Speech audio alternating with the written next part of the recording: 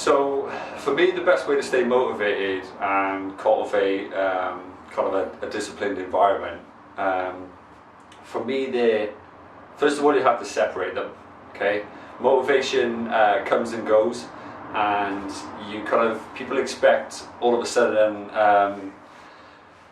you to kind of, or you even expect of yourself to be motivated all the time, or you hear that, oh, that such and such a person is so motivated, and they're just a really motivated person, and that's true to a degree, but you have to be realistic, and motivation isn't some magic entity that you all of a sudden you have and you are motivated forever. Unfortunately it doesn't work like that. For me, creating motivation is also creating positivity, and cultivating that environment probably for me is more important than the motivation itself, because you can control your environment that you surround yourself in and the type of things that you do on a daily basis through tasks, and kind of setting yourself tasks, so you can kind of writing it down and getting in those habits and creating those new habits, surrounding yourself with people that are like-minded and that are kind of like the type of people that you want to aspire to be like. That motivational element will then come as a byproduct of you cultivating that environment and kind of really surrounding yourself with that. So for me, the way I look at motivation and positivity is this kind of like idea of a tap system, if you will. You've got this negative energy that is consistently on, so you can't turn that tap on. Sometimes it's going to drip, and it's going to be this kind of little kind of drip, annoying drip that's kind of tapping you, and that could be anything, it could be a work-life balance, that could be just life in general, all the things that life throws at you, and sometimes that tap's going to turn on a little bit more, sometimes it's going to flood, and everything kind of negative or bad is coming at you all at once, and unfortunately we can't control how quick or how slow that tap is, to a degree. Now you've got your positive tap, okay, that drive, that tap that's going to give you the motivation to succeed and be more positive in your life. Now that tap, we have the power to turn off, and we have the power to turn on to its fullest. Now the way I look at that tap is you have to make an active kind of action and kind of really force yourself, especially at the beginning when you're not like this automatically, and it's not a habit for you to do.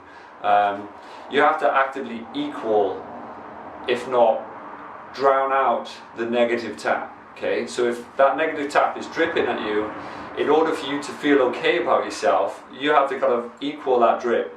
For you to feel better about yourself, you have to then turn that tap on a little bit more. And the way you kind of go about these things is by adding in key tools in your life, so that you can actively go to when you're feeling low, when you're feeling unmotivated, and to begin with, it's kind of like setting yourself a goal, so you have a purpose, so you can create that purpose within your life, so you can feel that you're kind of moving forward. Because any of us that has these goals in our lives and kind of feels like we're kind of empty, we're kind of floating around and we're kind of not moving forward, it's generally because we don't feel like we have a purpose anymore.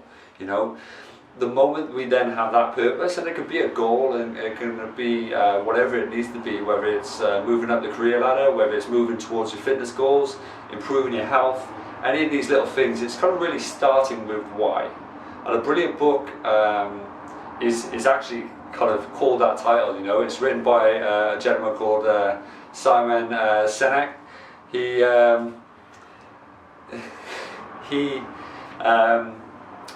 wrote this brilliant book, and he's got a series of books now off the back of that, and it's worth a read. But it kind of really starts with why, and the reason you kind of call it that is, why do you want to do this in the first place?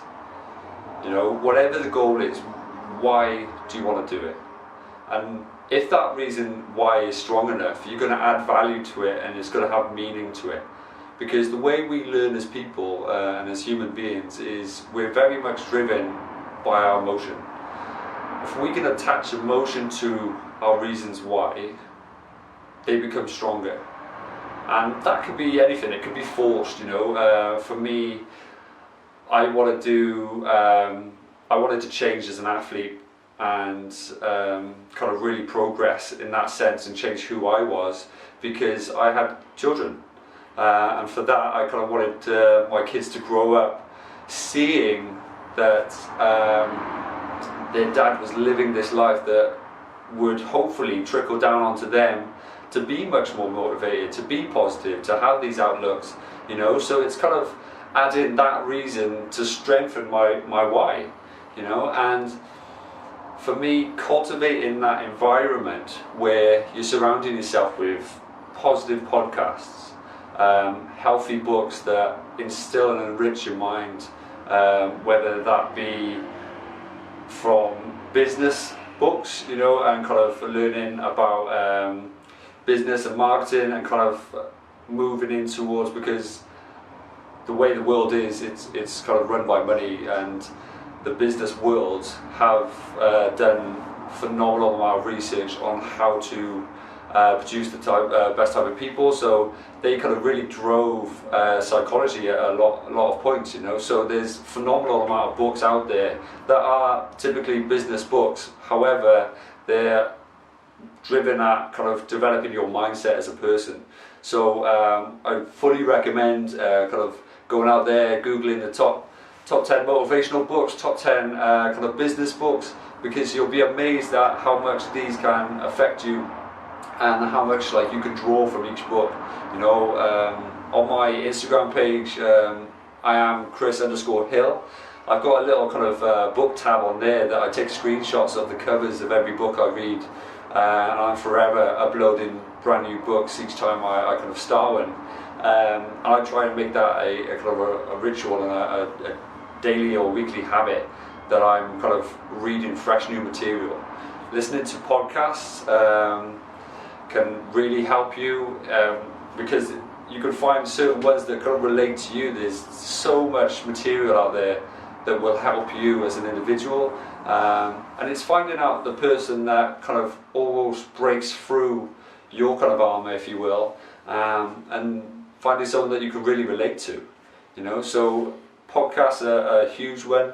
I started years ago when I started kind of my Ironman journey, and me trying to buy into myself and become this salesman that would really sell myself the idea of why couldn't I be better? Why couldn't I be the person who I wanted to be? And kind of, because at the start you kind of almost don't believe that you deserve it, you know, and it's kind of really selling yourself the idea that you can be whatever you want to be, you can achieve whatever you want to achieve, and most people aren't any different, you know. It's just about the work that's put in and the results you'll get from it.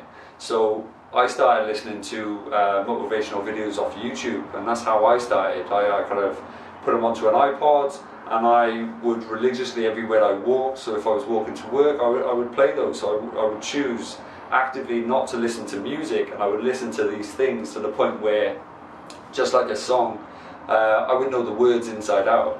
And for me that kind of really helped. So if I'm kind of having a negative day, or I've kind of feeling stressed, or the world is getting on top, I then actively turn on my positive tap and I flood my mind with the things that kind of connect to me as a person, and the motivational speakers, the type of books that I listen to, and I do all these little habits that I've created over the years, and I try and tap into those to create the motivation that's needed.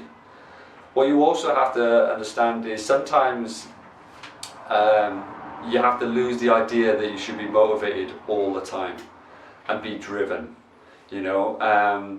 The way I look at kind of goals and so on and so forth, for example, if you're training 6 to 9 months for an Ironman, there's going to be days that you don't want to get up out of bed and go out in the rain and jump on your bike and cycle 100 miles, for example. And using that reason why is going to get you there.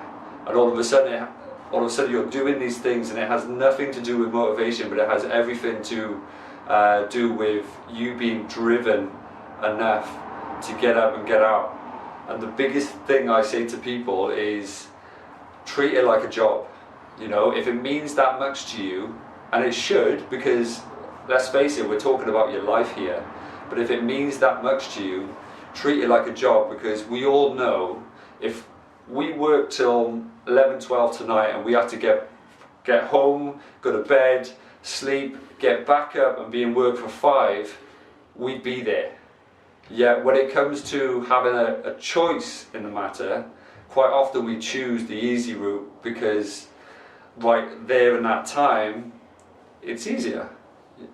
But it doesn't necessarily lead to what we actually want and truly want in life, you know, which is achieving the race, achieving the goal, getting to where we want to be in our jobs, and kind of moving up and moving through life and progressing through life, you know. So sometimes you've got to kind of treat it like a job and make yourself accountable. The way I do it is I am religiously using my Google Calendar. If it's in there, it happens, you know, because I actively make time for it. So I put my training time in there, I put my family time in there, I put all my life's chores in there, I put my work in there. And then that way it's me telling myself that during those hours I am doing this, and it's making myself accountable. So it really doesn't come down to whether I'm motivated or not. It comes down to me telling myself that this is my job, and if I want to excel in this race, this goal or whatever, then treating it like a job, all of a sudden your mind will shift from, oh, I don't really feel like doing this, to, right, I have to do this because I have an appointment that I can't miss. So yeah, so those are kind of my kind of vague tips, and by all means drop me a message, drop me a comment, and I can go into more with you as an individual. But those are kind of like my real basic steps, and obviously they sound basic, and when it comes to putting to practice, it does take time, because you're talking about developing new habits and replacing old ones potentially, you know. So it is a timeline that is going to take a little bit of getting used to, and sometimes you're going to fall back, and that's the good thing about working with people and surrounding yourself with people that are doing the goal with you. So if you want to be a triathlete, go meet triathletes. If you want to be a bodybuilder, start hanging out with people that have the same aspirations as you. So whatever you're into, start surrounding yourself with like-minded people, and become a part of that community, because the moment you're a part of the community, you'll turn up for other reasons than completing the goal. You'll want to go see your friends. You'll want to be a part of something, and let's face it, all of us want to be a part of something.